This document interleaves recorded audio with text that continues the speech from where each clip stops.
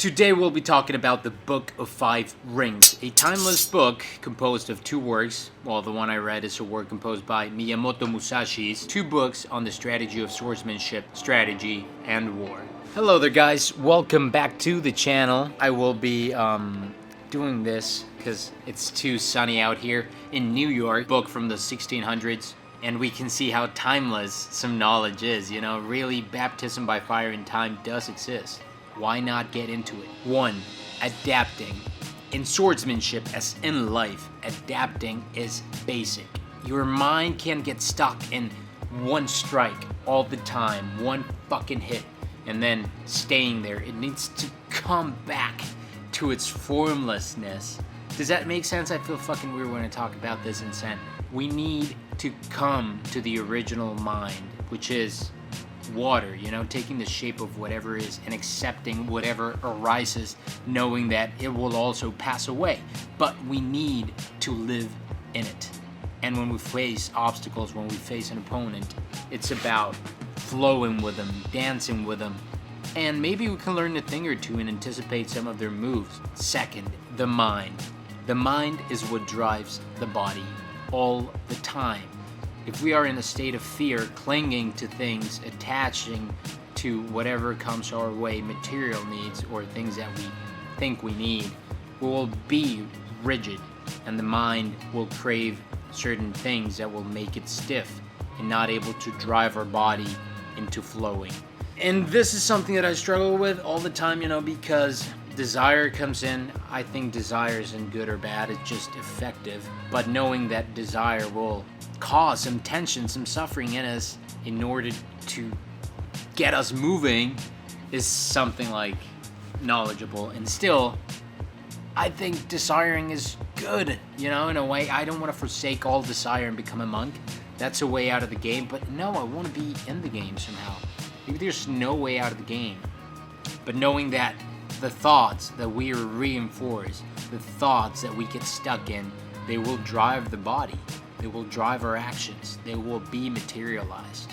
And, you know, maybe if we're thinking events, I like this or I like that. Well, are your thoughts, your process aligned with it?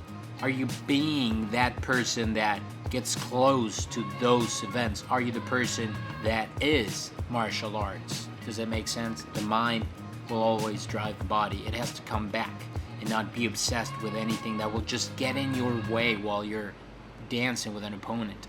Just dance with them. That is the scroll of water. Well, know thyself and know your opponent. If you don't know yourself, your strengths, your weaknesses, what you cling to, what you're inclined to, you will not be able to know anyone else. And I think this is interesting because in a way we're all the same and we're all different still, you know? Same bodies, to an extent, same systems, and yet they work really differently and they learn to do things really differently, or we do, depending on our environment, our relationships, our circumstances, and those create certain things in ourselves that breed specific knowledge. You know, when I was reading through this, the poses and the stances are obviously advanced stances that Miyamoto tries to convey. And it's still hard for me to understand, you know, because I've never been a swordsman, so I don't get it. I need that experience. And knowing that will help me perhaps, you know, get to know myself a little better. What am I? Who am I? Who am I? And then who are they and who are we? And leaning into that can only bring clarity somehow, or maybe more questions. Shit, I'm getting too philosophical here. I hope this is interesting for you guys, to an extent. And for practice, everything is a habit. We can't expect to live our lives in cowardice or, you know, doing certain things and then all of a sudden one day out of an event switch our behavior.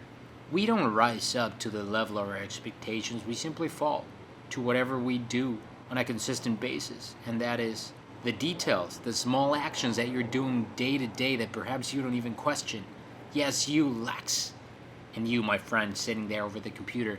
What are the things that you are doing that you shouldn't be doing at all, or you would like to change? What kind of person do you wish to become?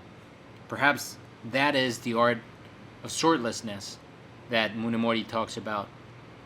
Swordlessness, not having any sword and yet be willing to get in the range of death when trying to take the sword from an opponent, and taking the risk of being that person who steps in there into the fight knowing that he's ready and prepared and will appear as the moon appears over the water, the reflection of it, and lights up everything, knowing that whatever happens, it's alright.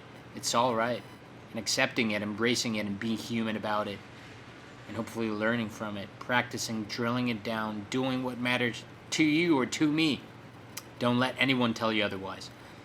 I hope you really enjoyed this. I hope that this makes kind of sense. I mean, I would recommend this book if you're a great swordsman. You know, you're into Kempo or whatever. I forgot the name. Fighting with wooden swords.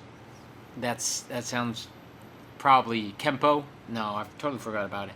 It's a philosophy of life, just like martial arts. If you enjoyed this, please like the video, subscribe. Have a great day. I felt really silly talking about this. Anyways, I love playing the fool. Have a great day, man.